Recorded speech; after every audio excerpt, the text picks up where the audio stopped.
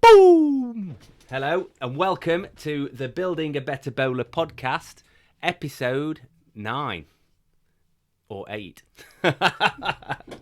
We just did the sound check and I should have checked that. So here we go again with an absolutely amazing fountain of knowledge, good vibes, and some hypno genius, Charlotte Mather. Hello. How are we doing? I'm all right, thanks. Are you? Yeah, just want you to repeat your Cockney accent if you feel comfortable doing that on mic. Right, me on my go. When she does it, she wobbles her shoulders. I want you to practice at home a Cockney accent and see if you make any moves. I know if I do it, I do it. If I do French as well, and like lift my hands up high. Anyway, so nothing to do with what we're here for. Great chat. Yeah, both looking very summery in the warm office.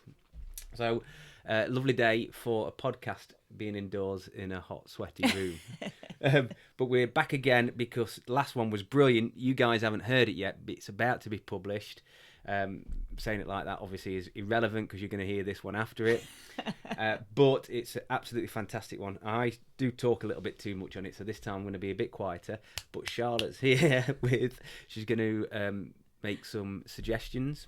Yeah, right? Yes. Suggest that you don't talk so much. Yeah. It's worked. You could talk as much as you like. Yeah, we would get. It was power of suggestion. Power of suggestion. We thought we'd name this one, didn't yes. we? Obviously, Charlotte's got her own podcast coming out soon as well, which you all need to tune into. Which will be, what was the date for that? Sorry.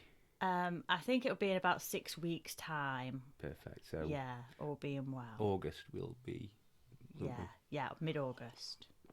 So we'll let you know to look out to that if you really enjoy this content. Like and subscribe to this channel and to that one. So there we go. So the power of suggestion. Yeah, we're all suggestible creatures. Yeah, definitely. Well, I'm a salesperson. Yes. And the most, so I know lots of tricks of the trade. Yes. So you think so? You can fucking sell out to me. If it's flashing, makes a cool sound, then I'll buy it. So I'm very suggestible, I think. Yeah, I'm the same. If there's money off, I buy it because it's cheaper, and then I think I've made that extra money, so then I go and spend what I've saved. Yeah. Well, lots of things now are done to promotion, aren't they? So they'll have a cost instruction, which means that they're not aiming to actually sell anything at the full price. They're aiming to sell at the sales price because we all buy on a deal. Yeah. You see more and more sales. I mean, the joke is DFS is always on sale. Always having a sale. And that's true. Their volume's done on the sale times. So a model off sale sells a few. And in fact, I'm pretty certain I've been told firsthand that if you pay the full price, it goes on sale, and then you went back in and complained, they'd give you the sofa for the sale price without a quibble, because they don't need to. It's costed at the sale price rather than the. And advertising other is companies do the same. The ultimate in suggestion. It's all built on suggestion, isn't it? Advertising. So they suggest you want something, you go out and buy it.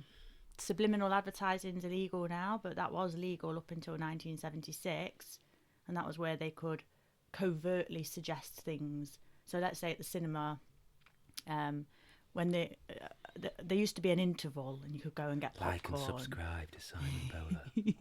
Like that. Yeah. There used to be an interval, and you could go and get your drinks and your popcorn, and they'd stop the film. And just before that interval, they would splice the film and put in one frame, which is something, I think it's something like a 16th of a second, or one frame, and it would just have, say, a glass of Coke, and it would say thirsty ? And then the research showed that in the interval, if they did that subliminally, the sales of Coke in the interval were increased by 30%. Wow. Yeah. Isn't that amazing? Yeah.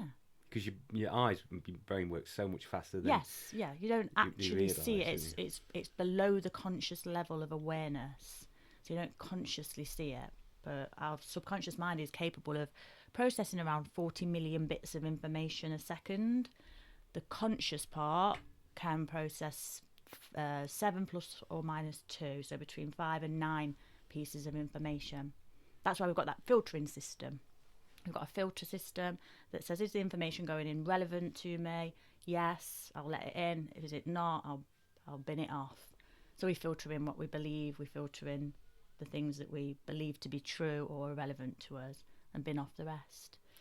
The subconscious mind.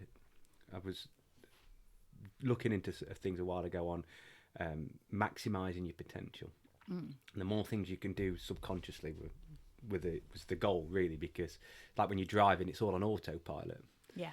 And anything that can be automated in that way on the subconscious level is achieved without you having to make the effort. And then you can add effort onto more focus-driven tasks and things on top. So it doesn't work for me because if I'm not really, really concentrating on something, I tend to cock it up. But I know we do so much. I mean, if you think about brushing your teeth, quite often you'll be thinking of something else while you're doing it. Yeah, and you try and brush your teeth with the other hand. Feels really weird. Yeah, we'll try that. Really weird. Just brushing your teeth. You could try all sorts with the other hand, but yeah, I only want to know about brushing your teeth. Yeah, well, I've got a few tips on that. But if you sit on it first, it's even better. But the other thing to do when you're brushing teeth is to sit in a squat. That's from episode 3 or 4. Yeah. If only I could sit in a squat. Can you get into a squat? Nope. No, it's something to practice and try and improve on. Also, we're going off topic here. It's to do with the structure of your hip joints as well. So when I go into a squat, I feel like I've stuck a couple of snooker balls on my hip bones because they touch my femur really soon. Okay. Touch my femur really soon. Touch my femur really soon, really early. I don't know, really prematurely. I don't know what I'm saying. I know, let's go back to the mind. That's quite a funny sentence. Touch my femur really soon. Yeah, let's go back to the power of the mind because I don't know much about the body. No, we'd speak to Craig about that because I'm sure that must be some muscle imbalance that's pulling your femur forward to your hip. No, it's to do with the size of your hip socket. And the ball joint and the ratio. So people have a different ratio or a different depth. So the socket is a different depth. Shallow socket means the ball joint sticks out more. Yeah. So then it hits my femur really soon.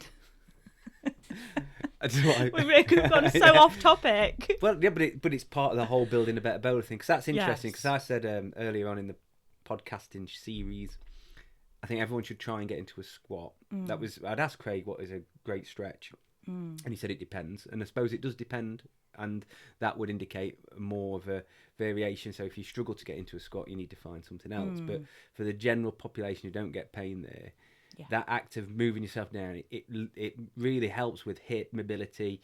If you can lift your chest up, ankle mobility, and it translates to so many activities. But also as you get older, being able to do that, still get down to tie your shoelace, pick up your shopping, stroke the dog, whatever it is, clean the floor, is a necessity because once you stop that movement pattern, it becomes harder and harder to get into it. But yeah, off topic. So the power of although you store a lot of emotion in your hips as well, so it is good to stretch those out. And some people, when they release the hips, will cry.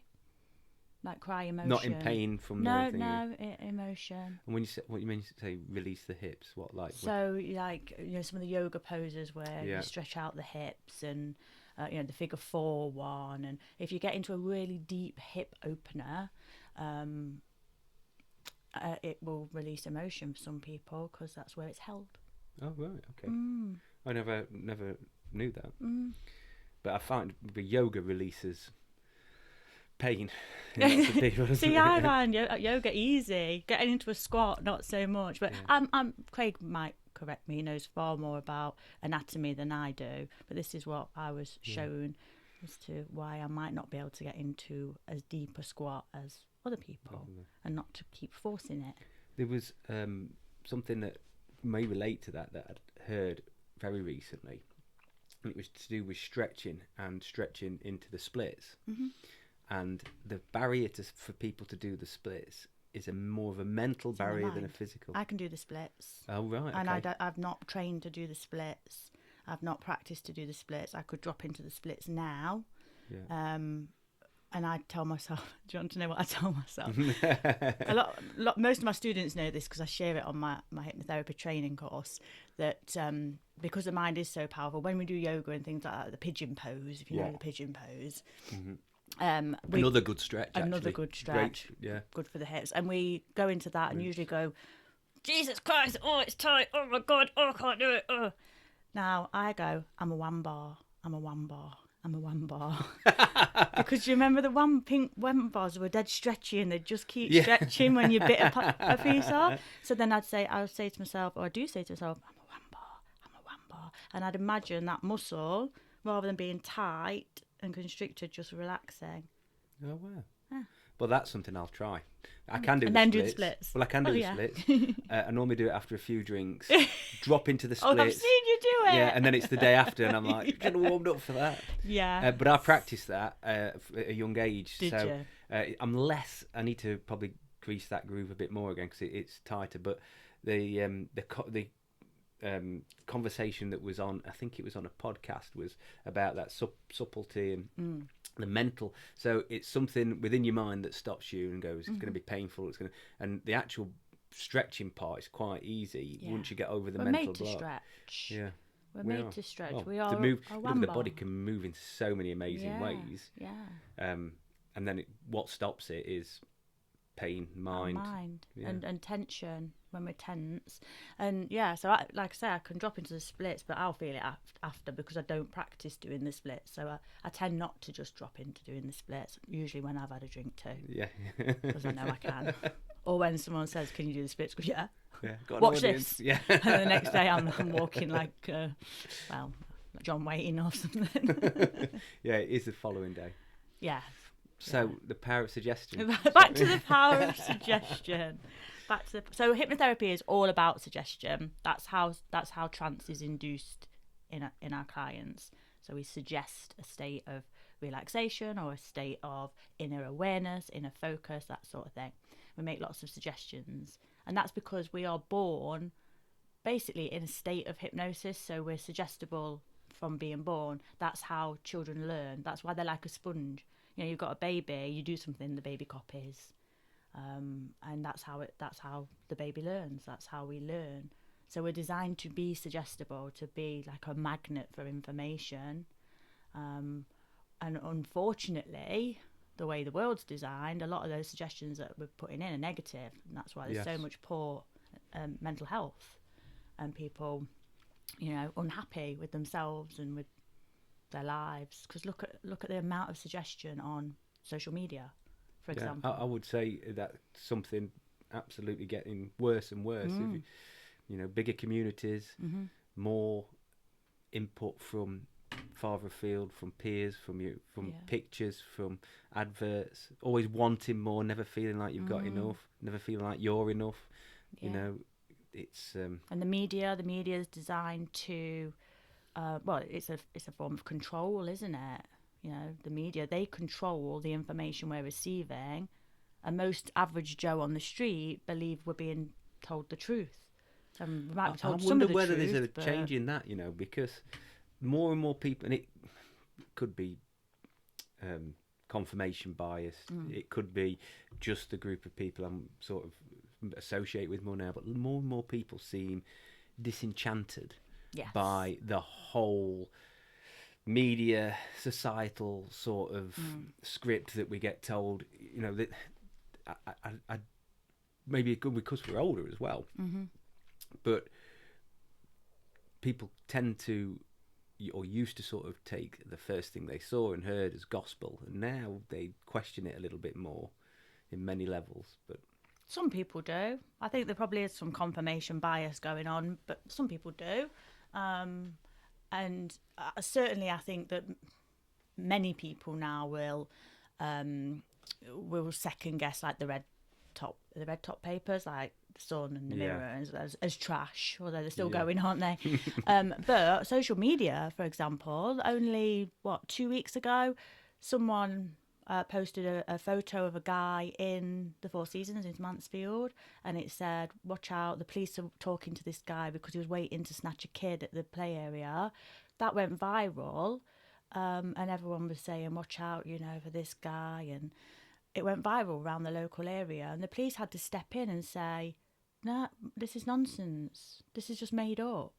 And that's a man's face. Yeah, that's really plastered over social media. And so many people get their majority of their information from social media now. That's definitely a trend that we see, isn't it? That and it's scary. Social media is the main information. I was talking to someone just this morning who got in a very sticky situation because of social media. I can't go into the details, but that was a scary story because it could happen to anyone. Mistaken identity. Well, something like that, to anyone. where, let's face it, when you fear for children's life, you act quickly, don't you? Yeah. But it only takes that to be somebody involved in kids' sport, and then once the people go, there's no smoke without fire and things like that. All of a sudden, boom, teacher at school, boom. Doctor or somebody that's actually in contact with, and then they lose their credibility, and it takes a long time for anything like that to come back. I assume. Yeah. It's like it's scary because the dichotomy of it is that real rapists can have a huge following on social media. Look at, is it Andrew Tate? Yeah, I don't really follow. Andrew Tate. I don't really follow mainstream stuff. He's not stuff, guilty yet, but is he not? It looks like he's been involved in human trafficking. And I always think. I mean, I don't believe anything I read unless there's research to back it up. But it's that sort of thing where people can be getting away with horrific stuff and have a huge following and fan base on social media, and yet average man in 4 seasons just minding his own business gets plastered all over for no reason other than on someone's say-so. Was that like a prank then, or was it just some arsehole? I don't know. We don't know where it kind of started, but it was being shared, and people I knew were sharing it, and I'm thinking, just be just careful. Sharing something without any. It wasn't posted by the police or anything like that. It's like when missing people, missing kids are on Facebook. I would never share anything unless it's posted by the police or an organisation, a professional organisation, like Missing People, because that could be someone looking for their estranged child from a domestic abuse situation or something like that. I've never thought of that before. Yeah, but of course, you could be doing more harm than good. You could be doing more harm. That could be someone who's had to change their identity in witness protection or something like that, or fled a domestic abuse situation, and now they're being plastered on social media and going, oh yeah, I saw her down such and such a street last week. Yeah, scary, isn't it? Scary. It is because of how fast things go around. I don't know the source. If I don't know the source of it, I do not share it. I happily share my friends' posts, businesses, offers, opportunities, things like that. If I don't know the source, I'm not sharing it. I think that's a smart way to act. Yeah, because of the power of suggestion. Yeah, well, it takes seconds to destroy something, doesn't it? Like a quick a business is bad if you post it. Someone says, "Oh, I got this in my food." You see that often, don't you? And it's like, it could be a competitor. Yeah, how much bollocks is that half the time? I mean, look at it. You think. Although I have stopped eating at my local Chinese because someone posted a picture of a cockroach. I thought, well, they could be making it up, but they could also be telling the truth. Do I want to risk it? A lot of protein in a cockroach. Yeah? True, we might all be eating them soon if the government have their way. Have you tried any insect burgers or anything like that? No, but I think I've had some crispy crickets or something. I've done that, but they're all a bit dry. and dry, and they're normally like Thai green crickets or something. And I've tried dry worms. I could probably eat a mealworm. I think I could probably get to that, a live one, but they do say it's the future farming. But again, they've got to process it all, haven't they? And we were talking about good farming with Richard Flashman a few weeks ago, and he was saying how like sheep, they're a free-range animal, really, in essence. You don't really think about it, but a lot of meat's going to be farmed. We're going to have to farm insects, but because of the size of them, we don't care if there's 1 million insects in a basically in a glass container somewhere that then get killed for food. It's just the look of an insect that puts you off, isn't it? But anyway, sorry, that's again off tangent. Yeah, I'm not sure I'm down for eating insects. I think it's unnecessary. No. I believe there's got to be a solution to food, and it's not veganism, mass farming, and stopping eating meat. but it's not just eating meat. It's got to be in the approach to it. Yeah. What that is, I don't know. I'm not quite there yet. But no. Anyway, it's on its way probably. I don't know. It'll be like a dehydrated tablet of some sort, I imagine. Quite possibly, we've got protein powders now, haven't we? Yeah, yeah. Space food. We'll probably be eating space food. It's all in a packet, isn't it? Yeah. Yeah. Oh, while we're on, I mean, would you go to space if the opportunity arisen? It depends. Will I get a tan or not get a tan? Like, if I can get a tan through the windows of the spaceship, then yeah. Well, I was just thinking of this submarine incident that's just happened. Yes. And I don't think I'd be interested to go down to see the Titanic. I feel really badly for these people who passed away. But I don't think that would have interested me. Is that what they were doing? They were going down to see the Titanic. Rich billionaires had gone down to see the Titanic. But a lot of rich people go into space. And I thought, well, of the two, I know which one I'd choose and which one would be, for me, more fulfilling. And I would like to see space, I think. Yeah. Yeah, I would like to see space. It's fascinating, isn't it? Huge. I'm seeing the world from up there, looking, actually, I know you see the pictures, but that's something. Yeah. Yeah. Yeah, maybe that'll be my next holiday and I'll get saving. Hypnotise. SpaceX. Well, hypnotise someone, let you into the... Elon Musk. Hey up, Elon. Come here. Look into my eyes. Can you do hypnotism with eyes? Can you... Hypnotism just with eyes? I kind of know the answer's no, but... Yeah, no. You can't just go... Not just with no eyes. demon headmaster shit. Right? No. So you're going to try some... I want to see how suggestible you are. Yeah. And in fact, people that are listening can join in as well, because it's just a demo. No hypnosis required. I'm not going to cluck like a chicken. No. I know, it's just to see how suggestible you are, really, and which kind of suggestions you respond better to. Because we can make suggestions in different ways. So some people experience the world visually more so than kinesthetically, which is feeling. So they will process what they see more than they would what they feel. Yeah. So with the way we use language, I would talk about let's say in hypnosis, close your eyes. Imagine you can see a set of steps leading down. You can see 10 steps leading down, and they'll visualise those in their mind. Am I doing that now, or? If it's up to you. Close your eyes. Mm-hmm. Imagine a set of steps leading down. Yeah. You can see the steps, 10 of them. There might be steps you've seen before, or steps you've only imagined.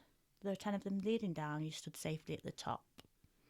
And in a moment, you're going to walk down the steps, and every step that you take, every number that I say, you'll drift deeper. You'll see yourself going down the steps deeper and deeper. So that's if you're visual, you'll be able to see those steps. However, I can't visualise, and some people can't visualise or don't experience the world visually. They experience it with what they feel. So I would say, imagine you stood at the top of 10 steps leading down. Who's flipping left them boots there? Yeah. That's the first thing. You can feel... Lego on one of them and all. You can feel the steps. You can feel yourself stood at the top of the steps. In a moment, you're going to start walking down the steps. Every step that you take, every number that you hear, you'll drift deeper. You'll feel every step under your foot. You'll feel the material, whether it's carpeted, stone, metal. So those two processes are very different, whether you see it or whether you're not doing it. Am I doing that now? I didn't know if you were hypnotising me or not. No. Not yet. So those two processes are very different visually and kinesthetically. We've also got sound, so you might hear your foot on the steps. Some people will take it all in. They'll see the steps, hear the steps, feel the steps. Lucky them. But some people only one. So when we're using suggestions, language is important in hypnosis. So this demonstration that I'm going to do in a moment helps me to establish which of those language patterns you respond better to, which type of suggestion you respond better to.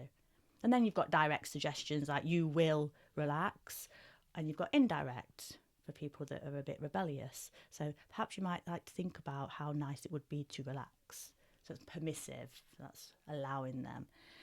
The more direct suggestions work really well on people that have been in the forces. So if I know someone's been in the forces, I'm like, go to sleep, go into trance now. Well, they're programmed to respond to that over time. Good soldiers. Conditioning. Yeah, respond in that way, don't they? Okay, so follow along as you're listening if you want to. It's not hypnosis, don't worry. This is a suggestibility test. Should we say, so it's all right if they're driving cars and stuff? Yeah, you won't want to join in while you're driving cars because you're going to need both hands free for it. Okay.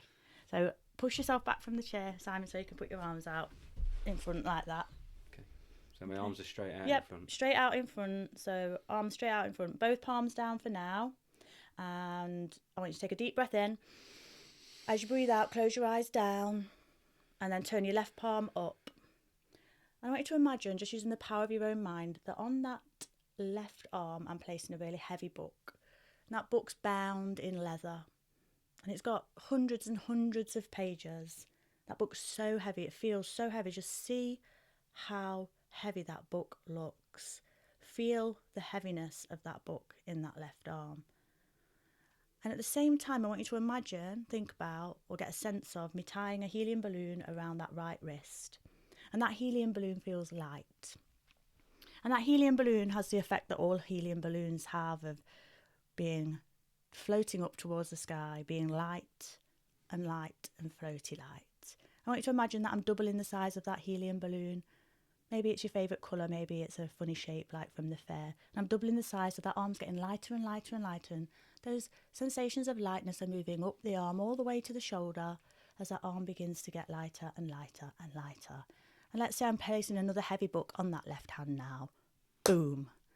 And that hand now feels really heavy. And you can stop right there, open your eyes, look at your hands. So you're not as suggestible as you think you are. But I don't know if I was... Are you stopping it? I was like, that felt heavy. Yeah. That didn't feel light. Yeah. But that felt heavy. Yes. I was like, oh, my arms. But I was conscious. So the closer the arms stay together, the less suggestible. Some people will literally be like arm in the air. But I was also thinking that might happen, you see. Yes. So I wonder if I was fighting it a little bit. Yeah, I think you were fighting it because I could see that your hand kept bobbing and coming back up. So it's almost like it worked, but then you were like, oh, better put it back to where it was. Yeah. Well, I think because I knew you was trying to be suggestive.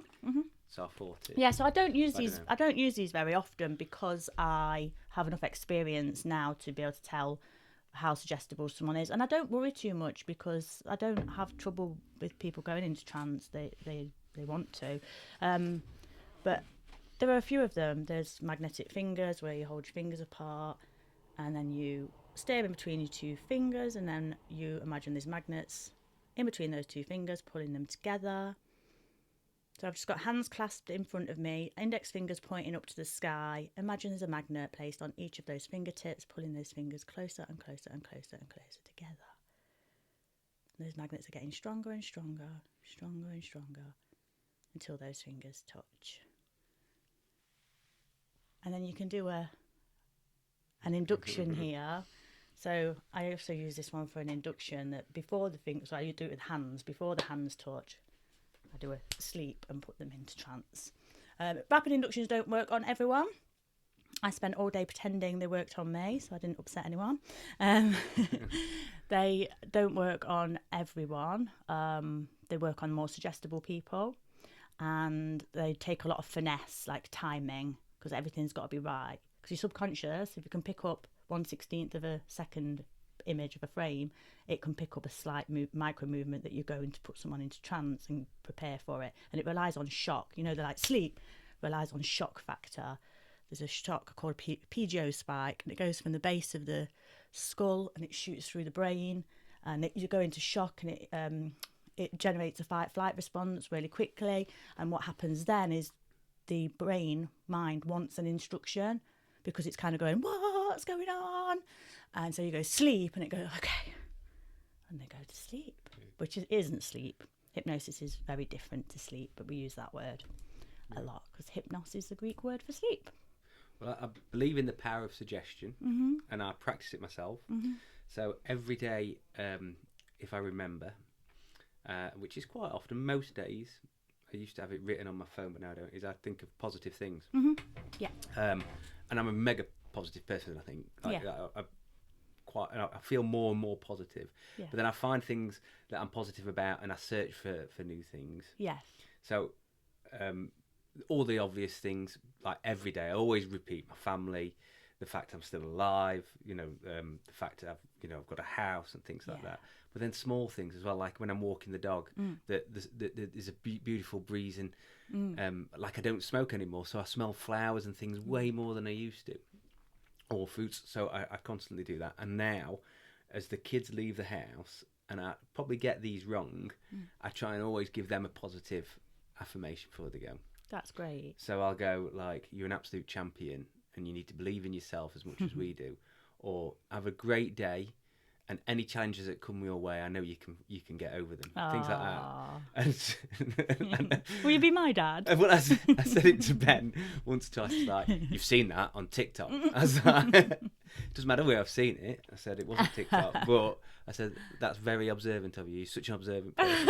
You can have that back. Boom. Yeah, but I do, and I try and do it. I try and mindfully talk to them that way. But I thought they get lots of negatives from the kids around them at school, and I'm conscious that things I say will be like a negative without realising it. Yeah. You know, like, "Oh my God, you know, you got a D on your homework. I mean, you can do better than that." Yeah. There's loads better ways of framing that, isn't there? Yes. Like, I don't know if it's always important that they get a good result on the homework anyway, but D, are you satisfied with that? Yeah, that's it. How do you feel about that? It's not. It doesn't matter what you think. It shouldn't. No. But we're programmed to want external validation, aren't we? Yes. And so suggestible. Children are so suggestible because that's how they have to be to learn. And I have to bite my tongue when I see parents, and I know I was probably like that myself, so I don't want to be on my high horse and say, "Oh, you shouldn't parent like that, and you shouldn't say that, and you're messing up your kid, and they're going to be my future client." Yeah. So because I've messed my own kids up, I've definitely messed my own kids up. But things like, be careful, don't fall, be careful, you'll fall. Suggestion. Of course they're going to fall. I always say to Jay, the power of suggestion applies most on yourself. So auto-suggestion, the things we say to ourselves, we are wicked to ourselves. Well, no, I'm not. I fucking love myself. But we are wicked to ourselves. And I always say to Jay, he'll go to the cupboard. Where's the soul? Open the cupboard. Where's the soul? I can't see the soul. I'm like, oh, here we go. It's in the cupboard. Can't see it. It's in the cupboard. I can't see it. Of course you can't see it because you're telling yourself you can't see it. Close the cupboard. Tell yourself you can see it. Open the cupboard and you'll find the soul. Does that work? Yep. Because I'll get frustrated. They'll go, where is it? And it's I'm when like, they say, I can can't see it from here. And I'm in the other room, the door closed. I know where it is. It's on the same place always. It's in the, Yeah, so that's auto-suggestion. We're suggesting it to ourselves. Yeah, that's one we can all try, isn't it? Yeah, actually? let's try another one. Go on then. I just thought, let's try another one. So, you can follow along at home if you like, but this is closer to hypnosis. So don't follow along if you're driving or doing anything that requires your full attention. Please don't follow along if you have epilepsy, psychosis, or any severe mental health conditions. Thank you. So, what kind of psychosis? Mental health conditions? Like lots of personalities going on in there. Like me. Like me. Don't come up.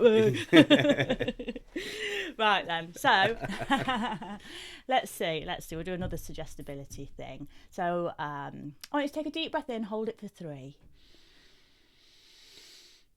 And then when you've held it for 3, let it all out.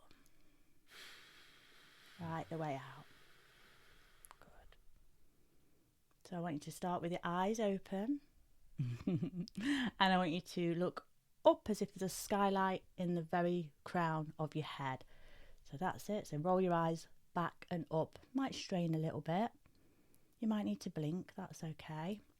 Just keep looking up and back, focusing, gazing, concentrating. All of your attention up there at that skylight. Imagine that skylight is a screen, like a cinema screen. And imagine that screen has the word relax written on it. And now your eyes might start to get tired. They might strain a little bit. In a moment, I'm going to count to 3. And when I get to 3, I want you to close your eyelids down, but keep looking up at that imaginary screen. So here we go. 1, 2, 3. Close your eyelids down. Keep looking up at that screen, gazing, focusing, concentrating all of your attention on that screen.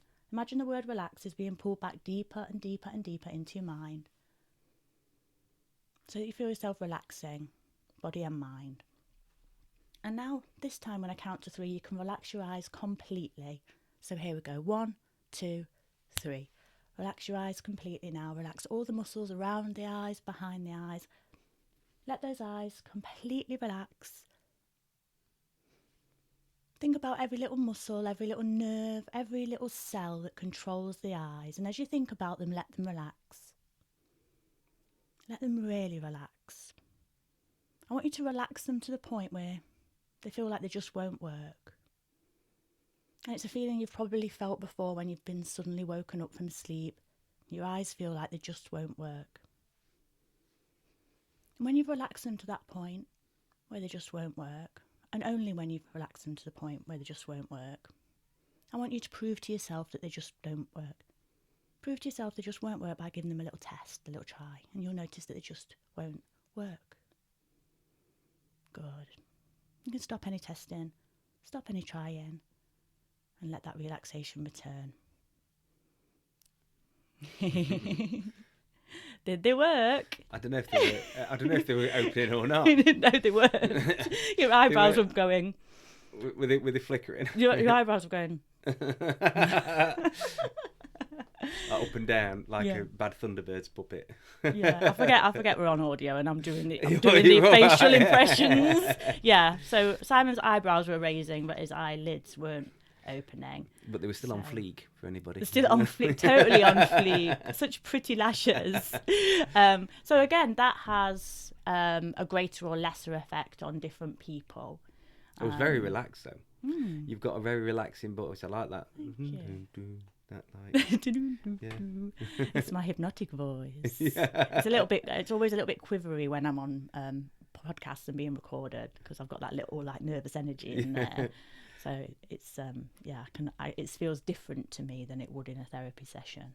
But yeah, I quite like my voice now. I used to hate my voice. Hated it. I believe most people do when they hear it though. You hear your own voice in your head sounds a lot different to when you hear it on the mic. I was the same. I was like, I'm not so bothered about it now. But, no, I think you get used to it. And plus, I found what my voice is for. I used to get told off at work because I wouldn't leave a personal voicemail message.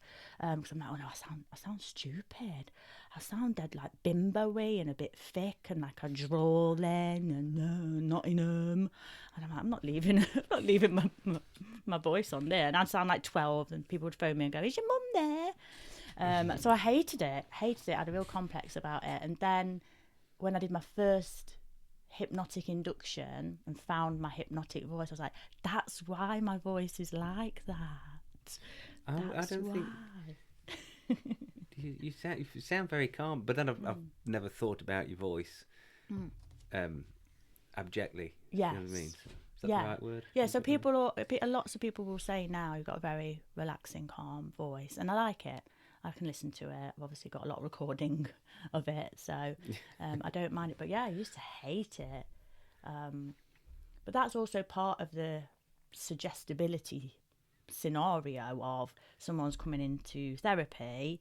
Once I start talking in a slightly different tone, that suggests to them that the hypnosis is beginning as well. So that's the first thing I teach my students on the module 1, is all you need to do is drop the tone, the pitch of your voice a little bit and talk a bit slower, and people will be like ready to go into hypnosis just because of that pitch change. So it's like knowing the song's coming into the chorus, isn't it? It's a bit like the expectation of it. So you know the chorus has started. Yeah, but it starts to soothe you, doesn't it? I suppose it's like if you go to a beauty therapist and they put pan pipes on. Yes. If you've got heavy metal. Yeah. Even if you found heavy metal relaxing, you probably juxtaposed to the really what you want to create. Yeah.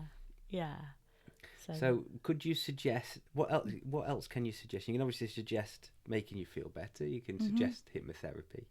Suggest slight actions. You suggest yourself well. Can you suggest yourself taller? Apparently, you can. Who knows the extent of the possibilities? I suppose of the power of the mind. Can you suggest yourself a 12-inch penis? Apparently, there's a boob job hypnosis.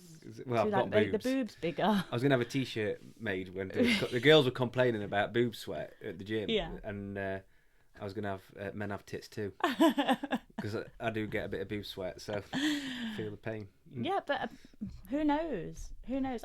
I've healed my foot from a really bad sprain overnight using hypnosis. there's numerous accounts of people healing themselves. So it's just the power of the mind. What are the possibilities, I suppose, of the mind? For me, on the power of suggestibility.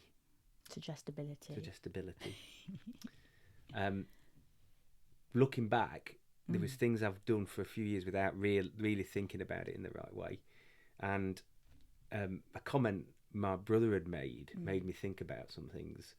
This was years ago, and we were talking about getting up early, and we said it's hard work, and I've got to do this tomorrow. And he said, yeah, but if we were going, I can't remember what it was, like if we're going to the American Adventure, you wouldn't bother. You get up and you feel full of energy. And I was like, do you know what? I was.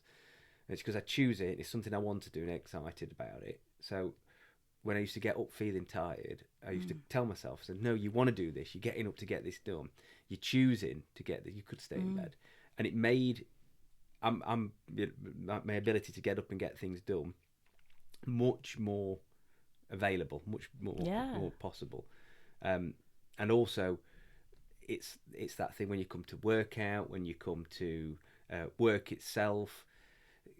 I can, like you were saying, I can't see the soul. Well, if I can't do this, you can't. But when people go, oh, I'll never be able to pick that up in the gym. So many people at CrossFit especially would go, oh, I can't lift that. And that's what will be going on in their heads. So, well, that's a suggestion. Your subconscious mind is going to accept it. Just before we continue, if anybody's still got their eyes stuck shut, you can open them after 3, 2, 1. Because some people will still have their eyes. That would be brilliant. Yeah, they could still be.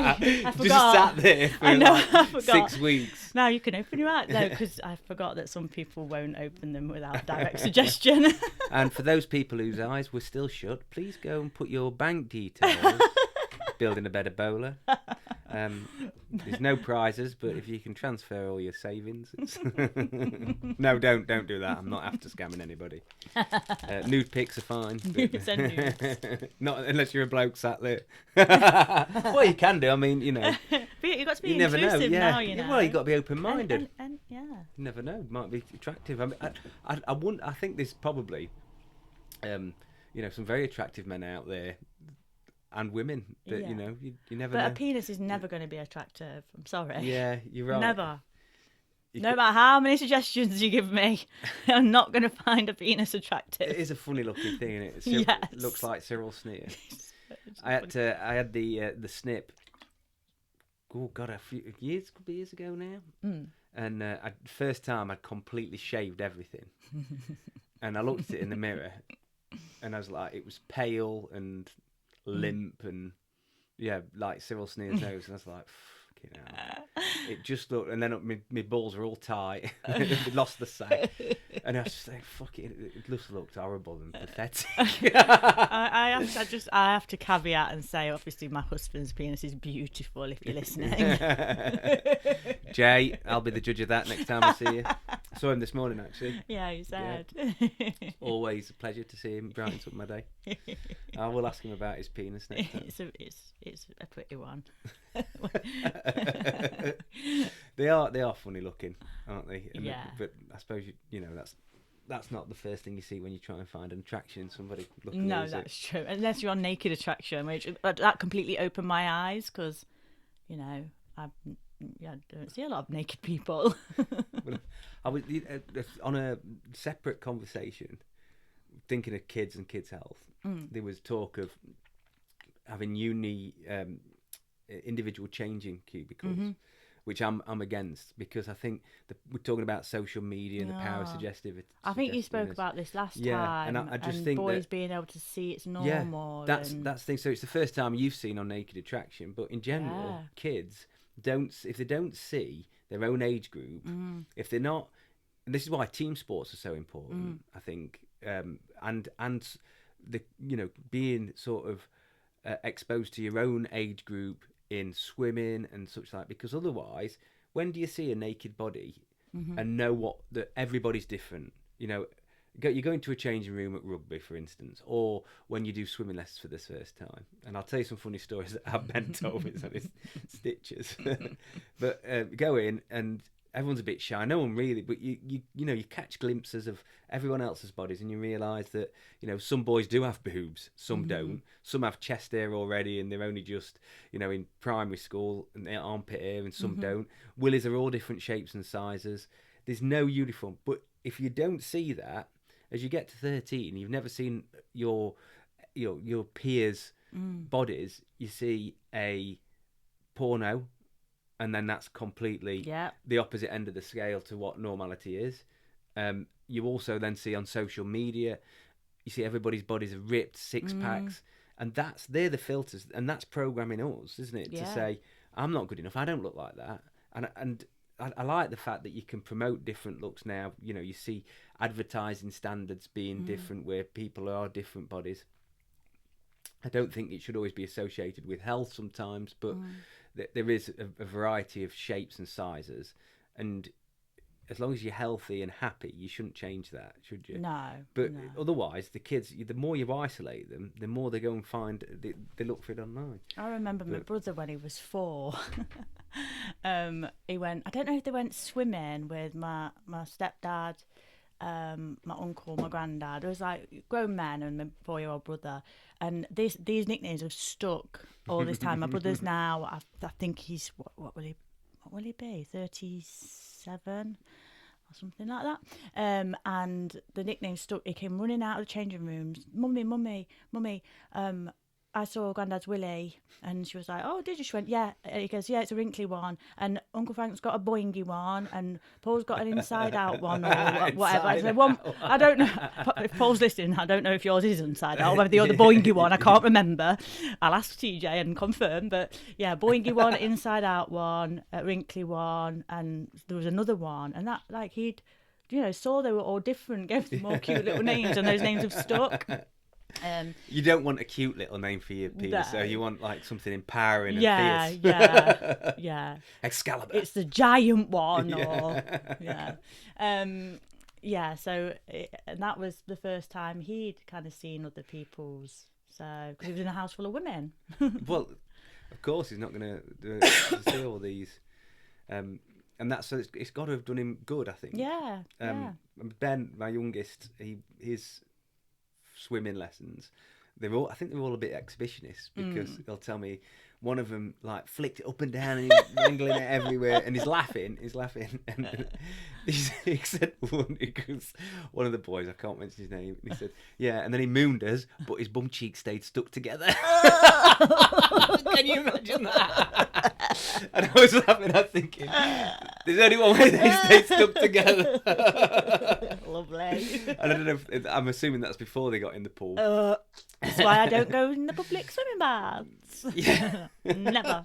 No, I won't go in there. They're not the most hygienic places, are they? No. But I would still get in and just get the kids to enjoy it. Don't be scared. No. Enjoy swimming, everyone. Well, there's a lot of open water swimming now. Yeah. And I wonder whether that's better or worse than a public swimming bath that's full of chlorine. I don't know, because I'm sure people still do their business in there and there's no chlorine, but it's more natural. And I don't think chlorine's necessarily a good thing for us, is it? Well, it kills everything, doesn't it? So I don't know whether that's good or not. But I think it's good for our skin. And yeah, you feel dry, and you always get a runny nose after you've been to a public swimming bath. But that's the power of suggestion as well. Suggestibility. Suggestibility. But the power of suggestion. I like this new word you've created, though. I've got a few words I've made up in the textile industry, and I'm hoping they're going to stick. So if you ever see the word in advertising, chenille, it's one of mine. Chenille? Yeah, it's a combination of chenille and boucle. Oh. Yeah, a few people have repeated it back to me. I like it. And it's a Simonism. So, there you go. You've got to tell yourself that you enjoy getting in cold water before, or it's going to do you good, because otherwise you won't get in it, will you? Yeah, although if you do the Wim Hof method, and I only found out, I was watching a programme on Gaia yesterday, the Wim Hof method, the way it works, why he's the Iceman, is the type of breathing he does, which is hyperventilation, changes the composition of our blood and everything like that, but it decouples pain from the neurons, so the neurons don't feel the pain. Oh, right. So it's not just mind over matter, there's a physical impact of the breathing, going to go to a workshop at the end of July on the Wim Hof method. Well, I'd be really interested in talking to you after that, because I've seen a few snippets of what Wim Hof achieves and what he does. Phenomenal. And I think I would like to implement it myself. I like the cold water plunges on selective days after heat. Yes. And the breathing. Also, I've done 2 of his experiments where I felt elated and relaxed, so they were very good. So there's definitely a lot there to be learned, and he's he's got a massive following, so very interesting. Yeah, so it is. It's phenomenal, but we can also do that with the power of suggestion. And I think if we find other tools that enhance that power of suggestion, because suggestion by itself it's strong, but it's easy to overrule and override it. I think if you've also got, like with the Wim Hof method, that physical decoupling of pain and stuff. Because I see people jumping in their ice baths, and I'm thinking, oh God, I don't know how I'd convince myself to do it. But if I had that breathing exercise and I knew I'd decoupled the pain, or the discomfort rather, it's not really pain, is it? Discomfort. Then it's just a mental jump to get in, isn't it? It's just a smaller leap to get in, knowing actually I'm going to get in. It's not going to be uncomfortable. So the suggestion will be accepted a lot easier. I'm happy to do it, and after heat, I find it. Yeah. After I sauna regularly. I've seen you at Banner Times a few times, and that's a big change I've made in making that a priority for me to do it a few times a week. I am certainly better for it, there's no doubt. And when I get the chance to do the cold therapy after heat, I really enjoy it. I'm not at the full 3 minutes at 3 degrees, but it's really good for me. And I'd like to improve on that. So there's no doubt that there's loads of... And I've read of all the benefits about the dopamine increase, the immune increase, but I do feel good for it. And I feel like I've achieved something, and I feel relaxed after it. It's just brilliant. And Mark and Kelly Lovett have got the ice bath and the sauna, and he's been doing it regularly, and from all accounts reporting really sort of good results from it. So I should look to implement that somewhere. I need to get an ice bath at home, among other things, and a sauna. But just an ice sauna. But the problem is I need the sauna as well. I need the heat and the cold. One of the sort of questions I wanted to ask as well, going back, we were talking about trauma on the last podcast, and obviously we talked about little T and big T. And what signs would you see that, or could you look for that there's a trauma there that needs healing in any circumstance? So if I look at myself, or if I look at my kids, or look at Rebecca, or other people. The main one is sabotage, self-sabotage. You think that's the main indication? Yeah. And how would that manifest? So self-sabotage normally is one of 2 things. It's either a protective mechanism, so I'm protecting the person from a greater risk by stopping this success or whatever. And the other reason is it's an unmet need.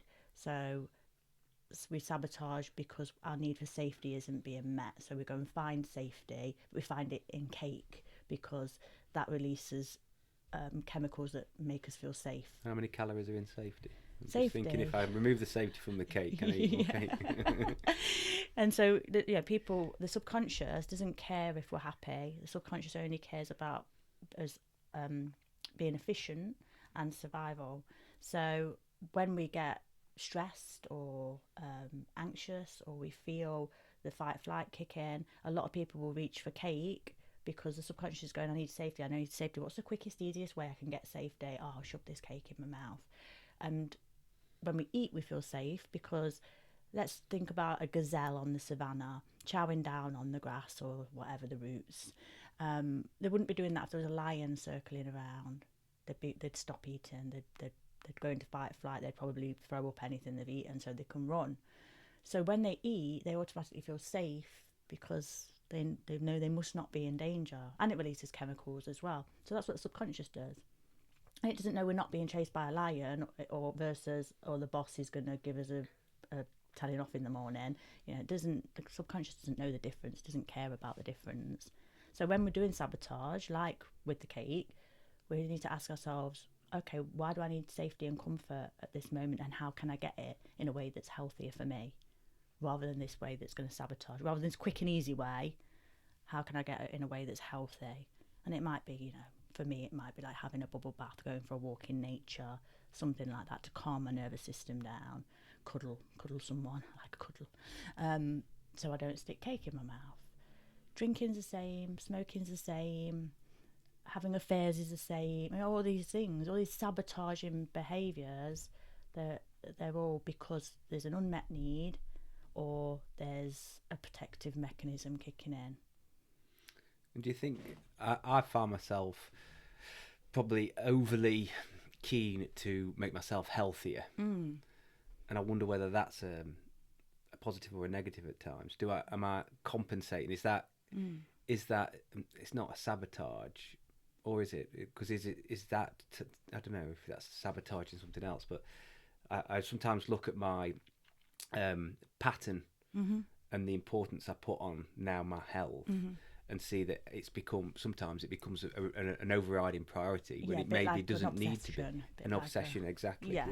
Yeah, and that can come in various guises. So that might be an unmet need. So you've given up the bad stuff, smoking, drinking, that sort of stuff. But that need needs to be met elsewhere. So, and it doesn't mean that you can't. It doesn't mean it's a bad thing that you're meeting a need. We need to have our needs met. That's the whole point. You're choosing a healthy way to meet that need. When it becomes obsessive, then it could be that there's another need that's not being met that's creating the obsession around it. So we've got these needs, and they're for certainty, which is safety, routine, predictability, comfort. Uncertainty is another subconscious need. We want novelty, adventure, things to be interesting. Significance is a need, that we matter, that we make a difference, that we mean something. And then love and connection, obvious need there. If we're not getting one of those, we'll be sabotaging. Mine's significance. So everyone has a primary need. We all have all of them, but we'll have a primary one. Mine's significance. I have a very strong need to be significant. If I'm not being significant, sabotage creeps in some way.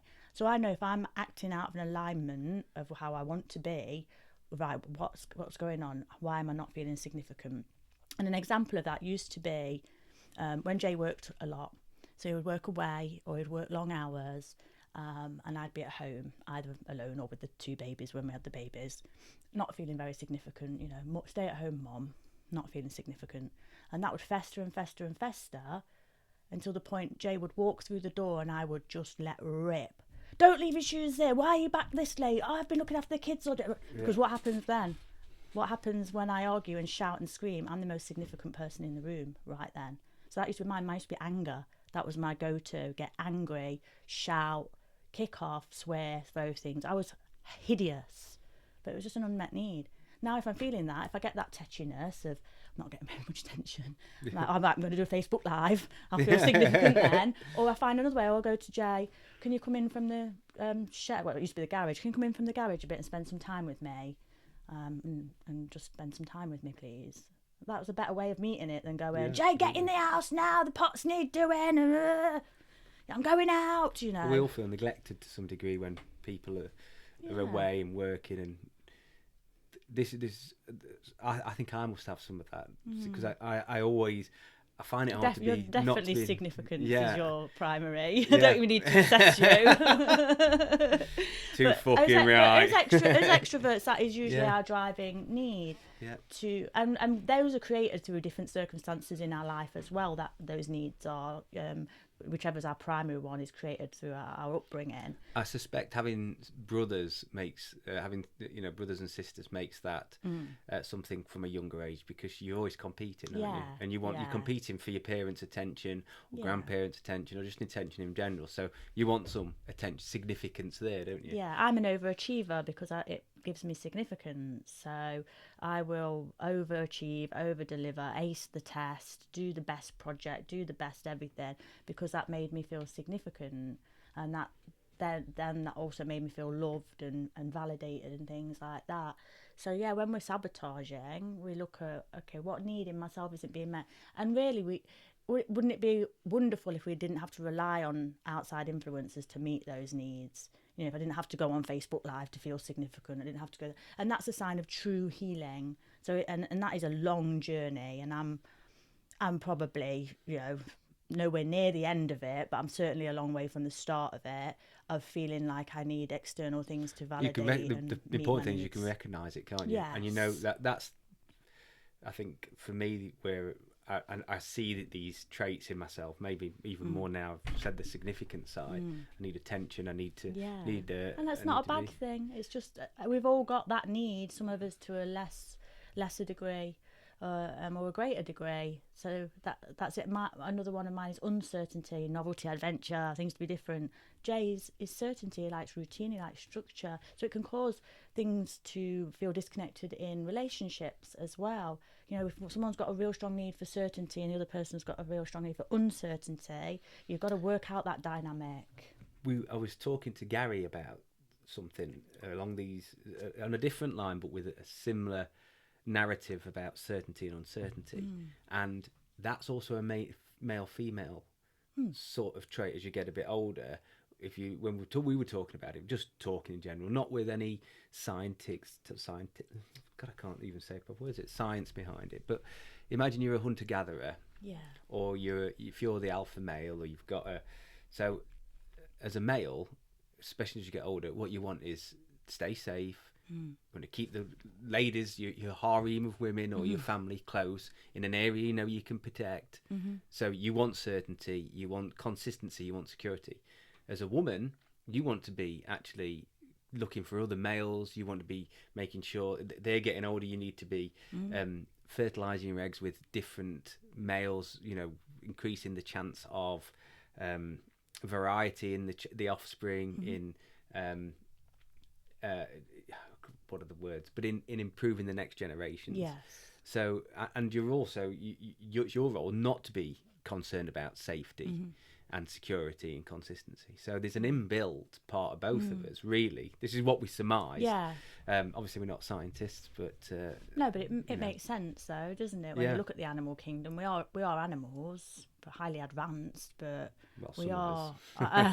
Some of us are still animals. But I also think, you know, with the whole kind of looking at needs being met and looking outside of ourselves to meet needs versus inside of ourselves to meet needs, I think that spirituality, it has been a big driver for me to feel more able to meet my own needs, and especially for significance. So rather than jumping up on stage at the karaoke singing and having everyone cheer for me, or those sorts of things, or look at me, how brilliant am I'm good at everything, now I just have an innate knowing that I'm significant, because every single one of us is. So that our journeys can take very kind of different paths along the way, and different ways of finding how we're going to meet those needs, or even if they need to be met all of the time, it's okay for them to be left unmet sometimes. That's all right as well. But if we start going down that route of sabotage, of hurting ourselves, I think the best thing we can do is just take a look inwards. Like, why are we doing that? Because if we truly loved ourselves and thought we were special and enough and significant and safe and all of those things, we wouldn't hurt ourselves, would we? No, well, no. Or anyone else. I think that's when you start to rebalance yourself, and you feel that way. Any substance abuse or misuse becomes a much easier part of your life to shed, doesn't it? Because you're not relying on that to make you feel better. Yeah. So when I help people with things like smoking, drinking, they're very surprised that I don't just sit them down and go, oh, cigarettes are nasty and dirty and smelly and expensive and you're not going to smoke them anymore, boom. Or the same thing with, oh, now whenever you drink wine it's going to taste like petrol, boom. They're surprised that I don't do that. Sometimes I'll do an element of it. I'll do an element of aversion if I feel like it's needed. But mostly we work out the reason why.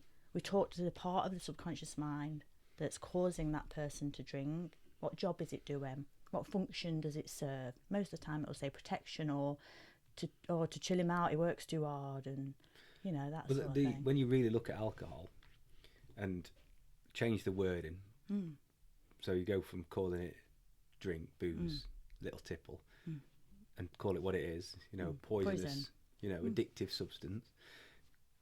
And then you realise what it's doing to you, and you talk to yourself and say, well, if people say to me, do you miss drinking? No. Do you still have a good time? Well, yes. And then some people go, oh, you never needed alcohol to have a good time anyway. And I'm like, well, you don't. It's not, the alcohol is just it's numbing you down a little bit. But if the place you're going to is fun, it's going to be fun anyway. Yeah. What you enjoyed doing is you enjoyed intoxicating yourself. The environment's quite often irrelevant. So if something's fun, it's fun. Drink doesn't help or change that. No. What does intoxication makes you feel all giddy, but it could be any drug. And if you but if you then said to someone, well, don't drink, go to the same places and don't drink, you might feel lost. Yeah. But let's change it. Let's have cocaine instead of alcohol. Oh no, I'd never do that. But you would. It's an addictive substance that makes you feel more numb and less present, so you can drift off. So people use it as a coping strategy and continue with it. This is why I don't say to people, all right, yeah, from this moment on, you're never going to drink again, without understanding the cause, because they might stop drinking, but they might go finding some heroin, because they still need to have that need met. The normal moves straight to weed, isn't it? Yeah, they have to have that need met. So it's about uncovering that. How can they have the need met in a safe way, or how can that protector role protect in another way, a different way? It's not harmful. And I don't think there's anything wrong with becoming intoxicated on a substance of any description from time to time to release, to let your mind wander, as long as it is for that and it's not a regular escaping mechanism from the daily towards life, and as long as no one's being hurt. So yeah. There's one other thing I was going to ask you as well, that maybe you can help me with, so I can be a better coach to the rugby team. We've got a few kids who they say they have negative self-talk when they go, I can't do that, or I'm not as good as the other kids, or whatever the sort of situation might be. And I wonder what few words I can say to them to change that thought path. Because if I go, yeah, you are good enough, or yes, the other kids might be faster, but you've got other skills, doesn't quite address the problem. I want to empower them, and I want to be significant to them. But I want to be able to, without giving massive speeches at the end, which I'm terrible for, when they have a negative thought, I wonder what I can do to turn that round in the instant. I know that's quite a vague prescription, but I would say, imagine if you could. Yes. Because the power of imagination, visualization, there's been lots of studies and research into visualization, which is just using your imagination. They took a basketball team, split them in two, one shot hoops, and visualized every night shooting hoops. And the team that visualized got 30% better results.